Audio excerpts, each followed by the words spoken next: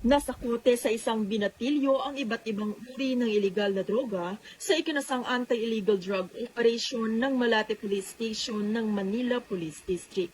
Dahil sa puspusang operasyon ng Malate PNP, nadakip ang suspect na kinilalang si alias Bunso, 23 taong gulang na naninirahan sa Barangay 861 sa Pandacan, Manila.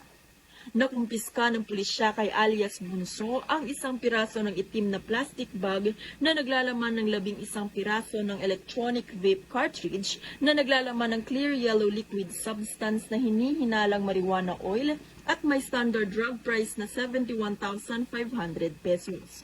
Bukod rito, nasabat din ang isang self-sealing transparent plastic sachet na naglalaman ng mga tuyong dahon na may fruiting top na pinaghihinalaang high-grade marijuana na kush at isang piraso ng self-sealing transparent plastic sachet na naglalaman ng mga tuyong dahon ng marijuana na may tinatayang timbang na 2 gramo.